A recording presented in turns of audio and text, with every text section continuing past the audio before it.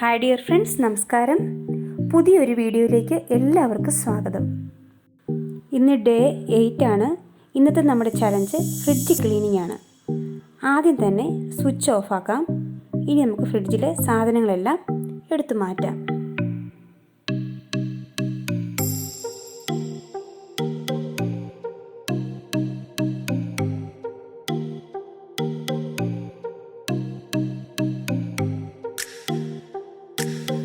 അധിക സാധനങ്ങളൊന്നും ഇല്ലാത്ത സമയത്ത് വേണം നമ്മൾ ഫ്രിഡ്ജ് ക്ലീൻ ചെയ്യാൻ.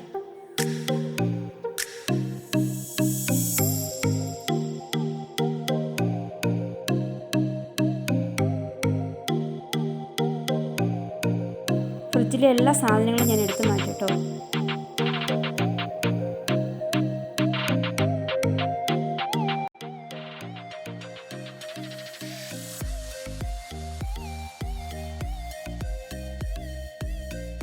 ഇനി നമുക്ക് ഫ്രിഡ്ജ് തുടയ്ക്കാൻ വേണ്ടി ഒരു സൊല്യൂഷൻ ഉണ്ടാക്കാം. ഒരു പാത്രത്തിലേക്ക് 2-3 ഡ്രോപ്സ് ഡിഷ് വാഷ് ഒഴിച്ചു കൊടുക്കാം. കുറച്ച് വെള്ളവും ചേർത്ത് കൊടുക്കാം.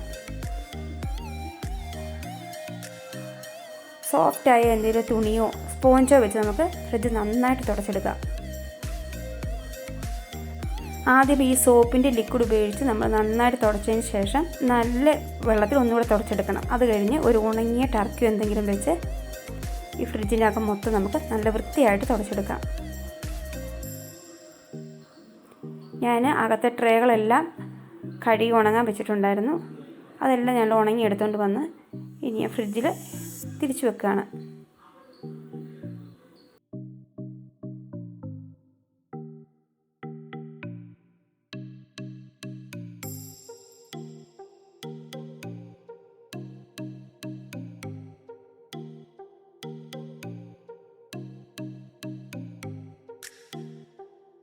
പുറത്തെടുത്ത് വെച്ചിരുന്ന കുപ്പികളും പാത്രങ്ങളും എല്ലാം നന്നായി ഒന്നുകൂടെ തുടച്ചതിന് ശേഷം ഫ്രിഡ്ജിലേക്ക് നമുക്ക് തിരിച്ചെടുത്ത് വെക്കാം.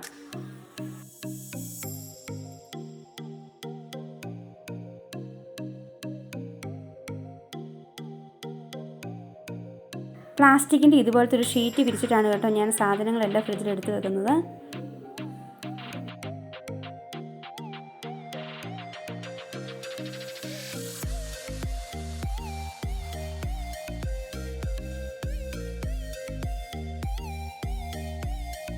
വെജിറ്റബിളിൻ്റെ ട്രെയിലും ഫ്രൂട്ട്സിൻ്റെ ട്രെയിലും ഇതുപോലെ തന്നെ ഓരോ ഷീറ്റ് ഇടുന്നുണ്ട് കേട്ടോ.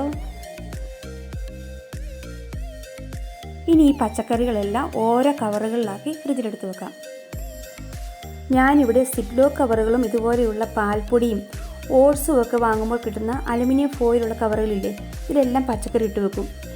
ഇതുപോലെ അകത്ത് അലുമിനിയം ഫോയിലുള്ള കവറുകളിൽ പച്ചക്കറികൾ ഇട്ട് വെക്കാൻ നല്ലതാണ് കേട്ടോ. ഓരോ നമുക്ക് സെപ്പറേറ്റ് ചെയ്ത് എടുത്ത് വെക്കുകയും ചെയ്യാം. ക്ലീൻ ചെയ്യാനും എളുപ്പമാണ്.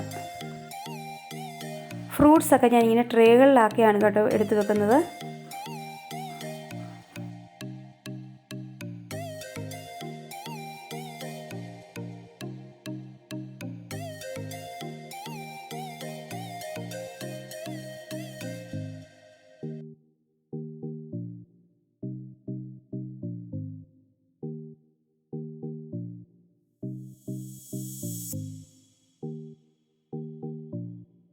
ഈ ഫ്രിഡ്ജിൻ്റെ ഫ്രീസർ താഴ്വശത്താണ് കേട്ടോ. ഇത് ഞാൻ നന്നായിട്ട് ക്ലീൻ ചെയ്തെടുത്തു.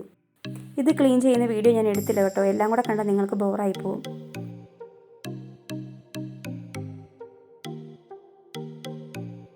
ഇനി ഫ്രിഡ്ജിൻ്റെ പുറം ഭാഗം വൃത്തിയാക്കാൻ വേണ്ടി ഒരു സൊല്യൂഷൻ നമുക്ക് തയ്യാറാക്കാം.